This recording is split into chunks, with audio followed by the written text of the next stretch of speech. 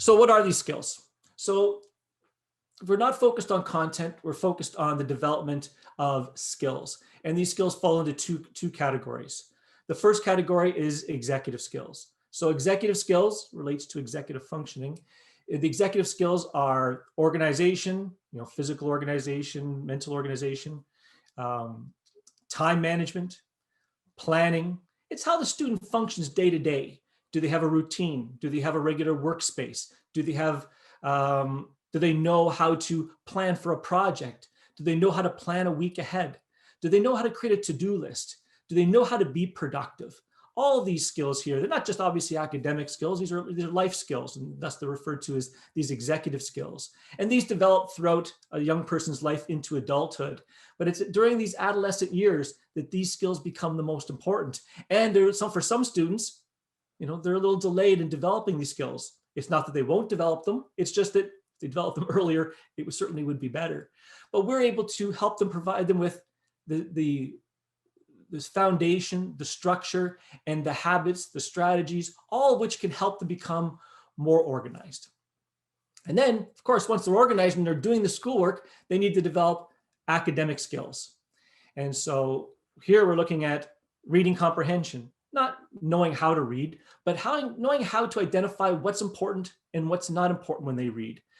Differentiating between main ideas and supporting details. Can they go into a textbook and clearly and easily find the main information and then take that main information and put it onto paper in the form of notes and note-taking? And so note-taking is a skill which we need to begin to introduce, as there's various ways in which to record information and keep track of information that's going to help students both understand information, what they're learning, and be able to remember what they're learning. And then, as I referred to before, writing skills, getting their thoughts onto paper, whether that be in the form of essays or projects or even just notes. Being able to communicate what's going on in their mind clearly and concisely so someone else can understand it is of growing importance as they go through school, more so in high school than in elementary, but certainly a great deal more when it comes to university.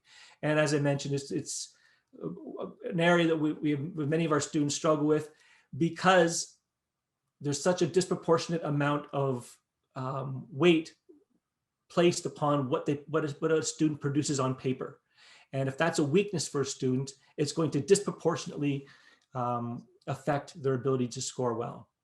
And then, of course, test and exam preparation. And as you go through school, tests and exams become greater and greater importance. Many students that we work with, and I might be describing many of your sons or daughters, are very bright, and they've done very well in elementary school. And mostly because they're bright, not because of anything that they're doing specifically. And they've gotten by on their natural abilities. Well, over time, they're less and less capable of doing that. And school tests and exams become bigger, they become more difficult, and their ability just to remember stuff or just to listen and kind of figure things out is not going to be good enough for them to be able to score well on a test and exam. They're going to have to learn how to study. And many students don't know how to study.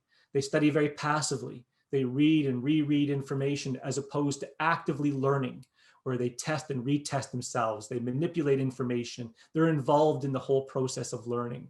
And so this transition from taking students from being passive learners into being active learners is a real big component of the academic coaching focus for our students. And you'll notice these skills that are listed here, very few of them are actually built into the curriculum.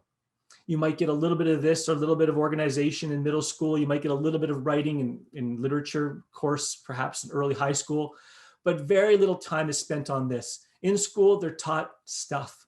And what we know that students should be developing during these years is how to learn stuff. And that's really what the focus is for academic coaching.